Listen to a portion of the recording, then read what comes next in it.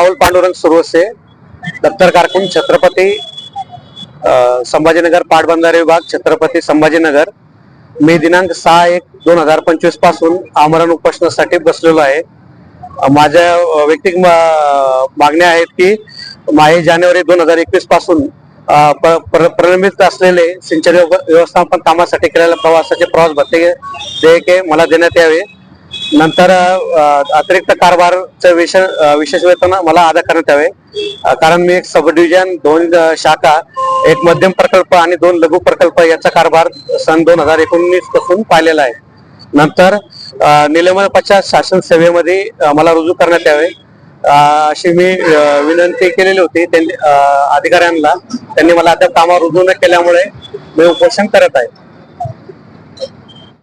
प्राधिकार करण्याच्या चौकशीसाठी गेला असता तिथे अद्यापही प्रस्ताव प्राप्त नाही असं सांगितलेलं आहे आणि कार्यकारी अभियंता म्हणतात की प्रस्ताव कडा कार्यालयाला गेलेला आहे. तर नेमका प्रस्ताव कुठे गेलेला आहे काय याचा बोध होत नाही.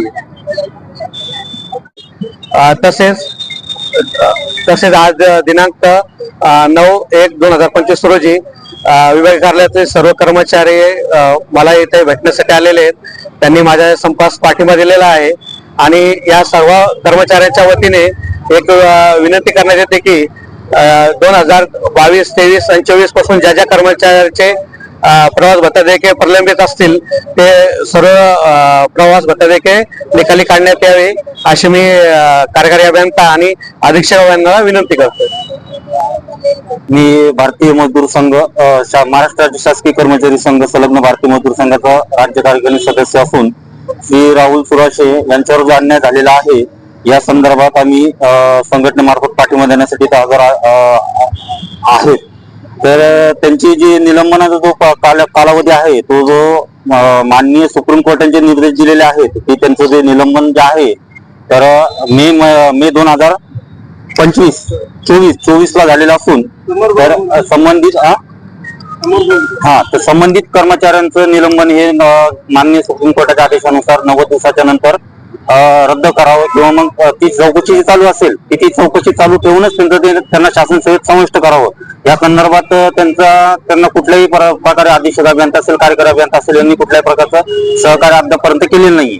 या संदर्भात आणि त्यांचे जे काही प्रवास भत्ता देयके आहेत ते जवळपास 2021 पासून प्रलंबित आहेत ते सुद्धा ते काढलेले नाहीत. तर शासकीय सेवेचा जो प्रवास जो त्यांनी केलेला आहे किंवा इतर जे कर्मचारी आहेत त्यांच्या काही विविध सिंचनासंबंधित मागण्या असतील किंवा त्यांचे काही वेतनासंबंधित मागण्या असतील तर त्या कुठल्याही प्रकारच्या इथं विभागीय कार्यालयामध्ये दाद त्यांना मिळत नाही. या संदर्भात आम्ही त्यांना पाठिंबा जाहीर करत आहे. मी गणेश सोनवणे, महाराष्ट्र राज्य सिंचन कर्मचारी संघटनेचे अध्यक्ष. आज छत्रपती संभाजीनगर पाटबंधारे विभागामध्ये आमचे सभासद राहुल सुरवसे हे आमरण उपोषणासाठी बसलेले आहे. परंतु ही वेळ येऊ नये याकरिता संघटनेने 12 ऑगस्ट रोजी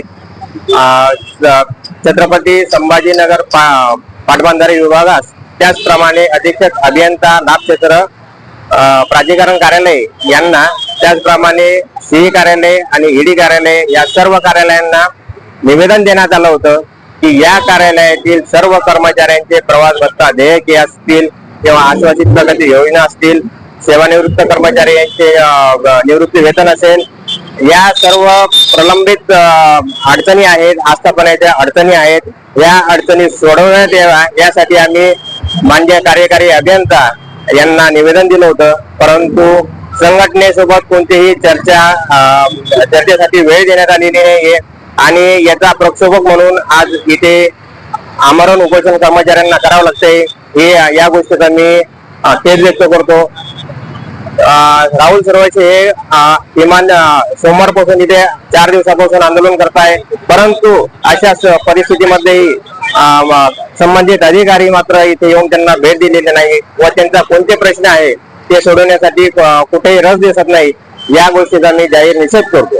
नमस्कार, माझं नाव रुपाली मनोहर सपाटे.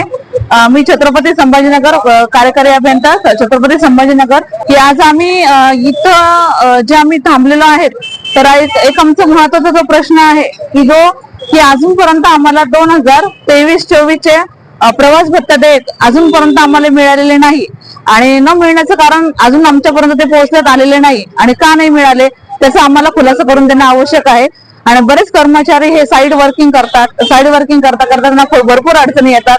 मग अडचणी येताना जर ते लोक काम करताना जर त्यांची टीए बिल जर पास होत नाही वर्षानुवर्ष त्यांची टीए बिल हे तसेच ऑफिस मोठ्या कार्यालयामध्ये तसेच प्रलंबित पडतात आणि त्याची मागणी जर आम्ही करण्यासाठी आम्ही जवळपास वर्षभरापासून आम्ही प्रयत्न करतोय पण ते अजून त्यापर्यंत पोहोचलेच नाहीये.